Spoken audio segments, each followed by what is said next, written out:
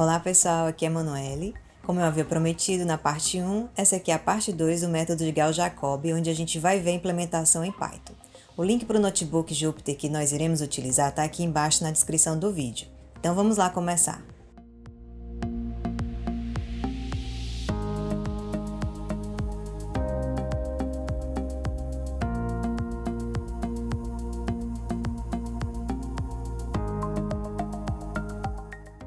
Vamos continuar a unidade 3 no sistema de equações lineares, no módulo 5, que é o método de Gauss-Jacob, e essa aqui é a parte 2, com a implementação do método de Gauss-Jacob. Então, o objetivo principal deste vídeo é implementar o método de Gauss-Jacob para resolver sistemas de equações lineares. Nós veremos dois algoritmos, um algoritmo para o método de Gauss-Jacob e um algoritmo que calcula a norma de vetores, que é para a gente justamente saber se a nossa aproximação está próxima bastante ou não da anterior. Então, começando com o método de Gauss-Jacob, o nosso algoritmo vai receber como entrada a matriz A, o vetor B, a tolerância epsilon, o número máximo de iterações e como saída nós iremos produzir o vetor aproximação da solução, que é o vetor x. O algoritmo foi dividido em três grandes etapas.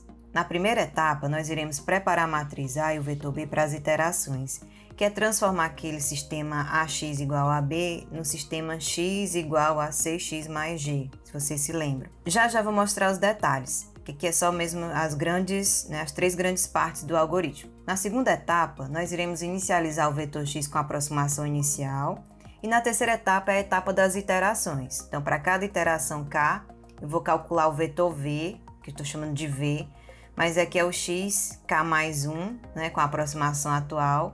Vou calcular a norma infinita d entre o v, que é o atual, e o x, que é o anterior, usando uma outra função, que é a função da norma, que a gente vai ver. E vamos verificar os critérios de parada. Se eles não forem atendidos, eu vou continuar para a próxima iteração. Então, eu preciso atualizar o vetor x, que é o anterior, agora vai receber o que acabei de calcular, e vou atualizar o k, dependendo de como você construir o loop das iterações, tá certo? Vamos ver aqui cada uma dessas etapas em mais detalhes. Começando com as etapas 1 e 2.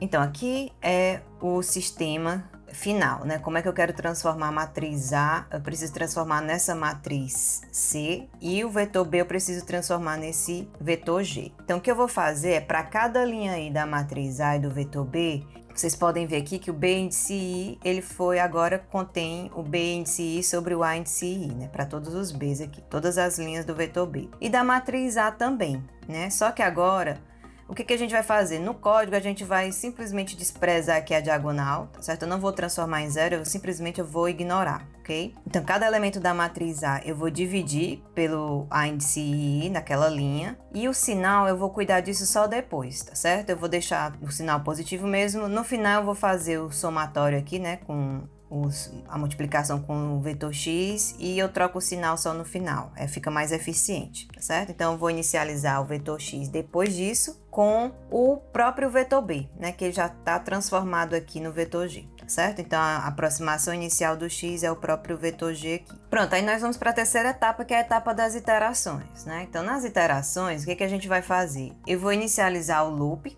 da interação começa em 1 e vai até um número máximo, e aí para cada linha aí, eu vou calcular esse somatório, que é multiplicar, é equivalente a multiplicar a linha aí da matriz pelo vetor x, certo? E aí, nesse caso, cada elemento da matriz vai ser multiplicado com o elemento x correspondente. Então, eu vou fazer o loop para percorrer o x no j e o loop no i para percorrer cada uma das linhas, e o vetor no j vai percorrer cada uma das colunas. Então, mesmo o j aqui para cada coluna vai corresponder certinho à linha aqui no vetor x, certo? Então, eu vou calcular esse somatório, Nesse caso, só lembra que no momento a nossa matriz não está com esses sinais negativos, tá certo? Aí no final eu vou fazer o meu V, Esse aqui agora vai ser o meu vetor V, O que está aqui do lado esquerdo. Vai receber o B índice, I, que é a da cada uma da linha I. Então, o V na linha I vai receber o B da linha I, menos esse somatório que eu calculei, que aí é onde eu coloco o sinal. Uma vez que eu fiz isso, eu vou para a etapa de finalização. Ainda dentro do loop das iterações, eu vou calcular a norma infinita entre o vetor que eu acabei de calcular, que é o V, e o anterior, que é o x. Se esse valor for menor ou igual a epsilon, eu vou retornar o V. Se não, o x vai ser atualizado com os valores de v, né? Ou seja, eu vou copiar o que eu acabei de calcular para a aproximação anterior. E aí, quando eu recomeçar as iterações, a aproximação anterior já está atualizada. Pronto, essa é a estratégia para o algoritmo do método de Gauss-Jacobi. Vamos ver agora o algoritmo para calcular a norma de vetores. Para calcular a norma de vetores é bem simples. Então, nós vamos criar um algoritmo para resolver essa fração aqui. A entrada do algoritmo vai ser o vetor v, que é a aproximação atual, e o vetor x, que é a aproximação anterior. Nessa ordem, o primeiro vai ser o atual e o segundo vai ser o anterior. A saída que eu vou produzir é esse número que eu vou calcular, né? Essa fração aqui, tá certo? Que vai ser a norma, que a gente está chamando de d aqui ao longo desse módulo. Nós vamos separar os cálculos do numerador e do denominador. Eu vou fazer primeiro o numerador e depois eu vou fazer o denominador. Então, nós vamos usar uma variável para percorrer os índices dos vetores, do índice inicial até o final, certo? No caso aqui, ele está começando do 1 e vai até o n. E depois nós vamos efetuar as comparações. Então, percorro o elemento e vou comparar com o que eu considero como maior. No final, eu vou retornar o quociente dos resultados do numerador e do denominador. Então, eu vou fazer essa mesma coisa que eu fiz para o numerador, vou fazer para o denominador e no final eu divido um pelo outro e retorno o resultado. Isso tudo vai estar no notebook Jupyter Jacobi.ipynb. Então vamos lá para o Google Colab para ver como é que vai ficar a implementação. Pronto, já estou aqui abrindo o notebook lá no Google Colab. Vou criar aqui uma cópia no Drive. Renomeei o arquivo. E agora nós vamos começar. Aqui no notebook, eu troquei a ordem um pouco. Vamos começar primeiro implementando a função da norma de vetores e só depois que a gente vai fazer a implementação da função do método de Gauss-Jacobi. Então, vamos começar aqui com a norma, né? Então, eu coloquei aqui o que a gente tem que fazer. Vamos criar duas variáveis, uma para guardar o máximo do numerador e a outra para guardar o máximo do denominador. Vamos inicializar com 0, como os valores vão ser sempre positivos, então o menor possível vai ser o 0. Depois eu vou percorrer no loop em i os componentes de v e x, calculando a diferença de cada componente. Se o módulo de vi menos xi for maior do que o máximo que eu já calculei, né, no caso aqui do numerador, então eu vou atualizar o máximo atual, né, com esse valor que eu acabei de calcular. E da mesma forma, descobrir qual é a maior componente do vetor, for maior do que o do denominador, eu vou atualizar o máximo. E por fim, eu vou retornar o máximo do numerador dividido pelo máximo do denominador. Então aqui, como é que a gente vai fazer? Eu vou chamar essas variáveis que vão guardar o máximo de max_num para o numerador, vai receber 0, e a outra vai ser a max_den, que vai ser do máximo do denominador, que também vai receber 0. Pronto, agora eu posso começar o loop. Então for i in range. Aqui, lembrando sempre, né, os nossos vetores começam em 0, então eu vou começar do 0 e quero ir até o último, que é o n-1. Então eu coloco o n aqui. Pronto, aí agora eu vou calcular o numerador atual, né? O numerador vai ser o valor absoluto do v índice i menos o x índice i. E aí agora eu vou comparar. Se o numerador que eu acabei de calcular for maior do que o valor máximo que eu já encontrei, então o valor máximo agora recebe esse valor que eu calculei, tá certo? Faço a mesma coisa para o denominador.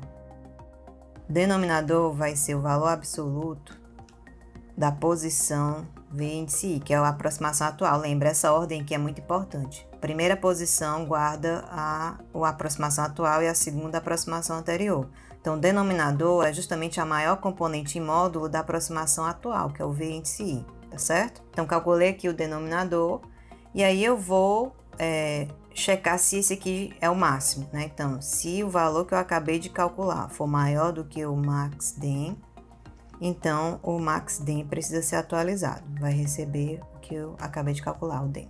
Pronto. Aqui, se você quiser ser um pouco mais cuidadoso, você pode checar se esse valor máximo do denominador não é o vetor 0, tá certo? No nosso caso, né, com os exemplos que a gente vai usar, os exercícios que a gente vai fazer, isso não vai acontecer. Então, eu vou pular essa parte, mas é sempre bom checar se o denominador não vai ser 0. Então, eu vou retornar aqui o max_num dividido pelo max_den, tá certo? Pronto. Essa aqui é a função da norma. Vou executar. E agora nós vamos testar a função, né, para ver se ela está correta. Então, eu estou usando aqui o mesmo exemplo que eu usei no vídeo passado, né, da aproximação x0 e x1 do exemplo 1, tá certo? Então, vamos colocar aqui. Então, vou inicializar aqui meus vetores, vou botar aqui, chamar aqui de x0, que vai ser o 0,7, menos 1,6 e o 0,6. O x1 vai ser o 0,96 menos 1,86 e o 0,94. E eu vou calcular a norma, que é o d. Vou chamar na variável d. Então, a função aqui é a função norma, né? Ó, norma, que recebe a aproximação atual, que é o x1, a aproximação anterior, que é o x0. Pronto, e aí nós vamos mostrar o valor dessa norma. Vamos executar. Então, ele diz aqui, se tiver tudo ok, tem que bater com o valor. Lá no vídeo, eu arredondei para 4 casas, né? Mas aqui ele está mostrando todas as casas disponíveis no Python, então deu certinho aqui. Então, nossa função está ok. Pronto, agora a gente pode continuar aqui para a implementação do método de Gauss-Jacobi. Então, no método de Gauss-Jacobi, a gente vai seguir aquelas 3 etapas que nós vimos anteriormente, né? Na estratégia do algoritmo. Então, aqui, vou começar aqui pela primeira etapa, ó. Criar os dois vetores x e v de tamanhos n com 0, isso já foi feito. E agora eu vou transformar o sistema ax igual a b em x igual a cx mais g, transformando a matriz A diretamente na matriz C e o vetor b no vetor g conforme a equação abaixo, que é aquele, né, diagrama que a gente já viu. Então, para isso, nós vamos dividir cada linha aí da matriz A e do vetor b por A índice I. Então, vamos fazer isso agora. Depois eu volto lá para a gente ver as outras etapas. Vamos por parte aqui. Então, para isso, né, eu vou fazer o for do i, né? For i em range de 0 até n, que eu quero fazer isso para todas as linhas. O que que eu vou fazer? Eu vou dividir a linha inteira, né? Então, para dividir a linha inteira, eu vou usar o for do j, tá certo? For j em range. Também vou percorrer a linha inteira, 0 a n. Pronto. Agora, eu só vou dividir, tá certo? Aqui, ó, por a índice i, se o elemento for diferente do elemento da diagonal, né? Então, eu tô fazendo aqui o for no i para percorrer as linhas e o for no j para percorrer as colunas. Então, eu só vou fazer isso se o i for diferente de j, tá certo? Então, aqui, se o i for diferente de j, aí sim que eu vou fazer aquela atualização. Então, a índice ij, que é o elemento que eu tô percorrendo, vai receber o que eu tinha antes, a índice ij dividido por a índice i. Aqui, pessoal, também eu tô supondo, lembra lá que eu falei no vídeo passado, que todos os elementos da diagonal principal tem que ser obrigatoriamente diferente de 0, tá certo? Então, aqui eu não tô checando essa parte, porque já é uma premissa, tá certo? Mas é sempre bom, se você quiser colocar, só vou fazer isso se for diferente de 0, e se tiver um número igual a 0, eu retorno um erro, por exemplo. Certo? Você pode fazer isso. Pronto, isso aqui nesse for do j eu faço só para os elementos da matriz A, né? Que para eu percorrer todas as colunas. Aí agora eu volto aqui para dentro do for do i para poder fazer isso no vetor b. Então, b índice i vai receber o que eu tinha antes no b índice i dividido por a índice i. Pronto. Então, eu tô fazendo isso aqui. Essa parte aqui é só a preparação da matriz A e do vetor b, com exceção daquela parte do sinal que eu vou fazer só depois do somatório. Ok, vamos continuar aqui com as instruções. Depois eu vou inicializar o vetor x com a aproximação inicial b índice i sobre a índice i, que é o próprio vetor bi agora, né? Ó, ele já está atualizado. Então, o que eu vou fazer é, eu vou aproveitar esse loop aqui do i, tá certo? E eu vou fazer que o x índice i vai receber o b índice i, certo? Já estou inicializando aqui. Se eu não quisesse fazer isso, você poderia fazer algo desse tipo aqui. Eu poderia eliminar essa linha aqui, tá certo?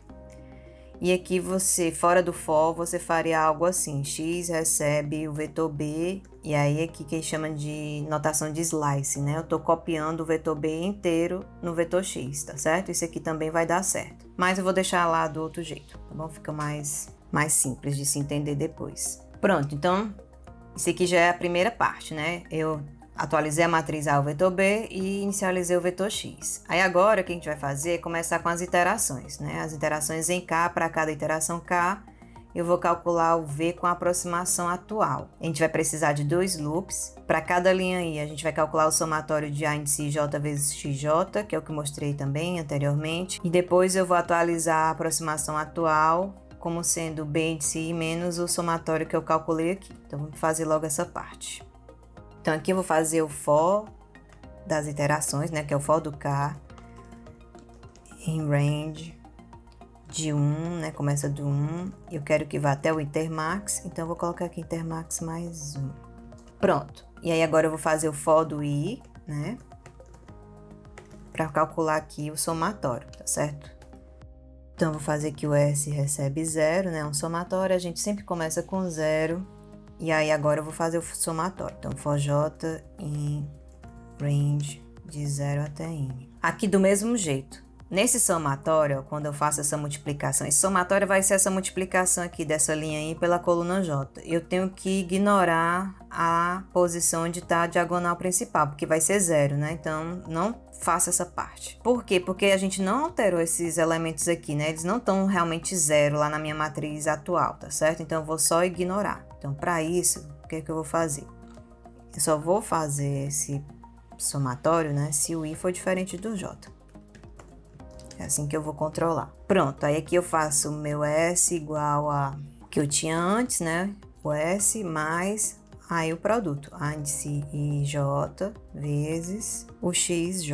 E justamente o X é a aproximação anterior, né? No método de Gauss-Jacobi, né? A gente usa sempre os valores da aproximação anterior para poder calcular a aproximação atual. Então aqui o que a gente vai fazer agora é alterar o vetor aproximação atual, posição índice I, né? Então, V índice I vai ser igual B índice I, é isso, menos o valor do somatório. Então, aquele sinal negativo que eu não coloquei, ele está representado apenas nesse sinal aqui. Ou seja, saiu muito mais eficiente do que sair mudando, trocando o sinal de todos os elementos da matriz e depois somar. Tá certo? Pronto, isso aqui é o loop das iterações, né? Uma vez que eu calculei a aproximação atual, o que eu tenho que fazer? Agora eu vou calcular a norma, né? Voltando aqui em cima, ó, calcular a norma D entre o vetor V e o vetor X usando a função norma, que a gente já definiu lá em cima, né? Então aqui eu vou fazer isso, chamar de a variável de D também, e vou calcular aqui a norma do V e do X, que é o que eu acabei de calcular. Pronto, aí agora eu testo. Se o critério de parada. Se esse D que eu calculei for menor ou igual ao epsilon, é sinal de que eu atingi a tolerância, então eu vou retornar o vetor atual, o vetor V, tá certo? Se não, o que eu faço? Eu vou ter que atualizar o X para receber o vetor que eu acabei de calcular. Aí aqui a gente pode usar aquela notação, né? Já que eu não tenho um for aqui, para não fazer um outro for, eu vou usar aquela notação de slice, né? Esse aqui tá copiando tudo que tá no V no X, tá certo? Não façam só isso aqui, pessoal, porque lembrem, em Python isso aqui é feito por referência, o que você tá apontando é só dizendo que o X agora vai estar lá no lugar do V. Então, quando você alterar o V de novo, você tá alterando esse X aqui, e a gente não quer isso. A gente quer uma cópia, tá certo? Pronto. E aqui com isso eu já fiz o for, então o for vai cuidar aqui do alterar o valor do K. Então esse aqui é o método de Gauss-Jacobi. Vamos executá-lo e agora vamos testá-lo, né? Para testar, a gente vai usar aqui esse sistema, escrever aqui, né? A matriz A vai ser igual, né? A primeira linha é o 10, o 2 e o 1. A segunda linha é o 1, o 5 e o 1. E a terceira linha é o 2, o 3 e o 10. Como o vetor B vai ser o 7, o menos 8 e o 6. O epsilon vai ser 0,05. E aí agora eu vou chamar o método Jacobi, passando a matriz A, o vetor B e o epsilon que eu defini. E aí a gente mostra o valor do x, que foi o valor calculado. Bem, eu poderia editar essa parte do vídeo, mas eu vou deixar porque, né, nem sempre o que vocês digitam vai dar certo. Então, eu vou aproveitar aqui e mostrar como é que corrige erros desse tipo. Por exemplo, ele está dizendo aqui, ó, na linha 17 lá da função Jacobi, intermax não foi definido. Isso porque eu digitei errado aqui em cima, ó. É para ser itermax e eu coloquei aqui intermax. Então, corrija, execute novamente. Sempre depois de corrigir tem que executar novamente. E aí nós vamos executar a função. E agora sim, certo? Então aqui dá o mesmo valor que era o esperado, certo? Ok. Então era basicamente isso nesse notebook. Deixei aqui um exercício para vocês fazerem no final, né? Usar um sistema que a gente fez também, é o exemplo 2, tá certo? Só que agora eu tô mudando o epsilon, né? Já que agora a gente tá fazendo computador, a gente pode usar um epsilon menor, tá certo? E aí vocês comparam com o que a gente obteve lá usando um epsilon de 0.1 com esse daqui que foi um epsilon bem menor, né? De 0.001, ok? Então era isso que eu tinha para mostrar hoje. Obrigado por assistirem esse vídeo e nos vemos no próximo vídeo.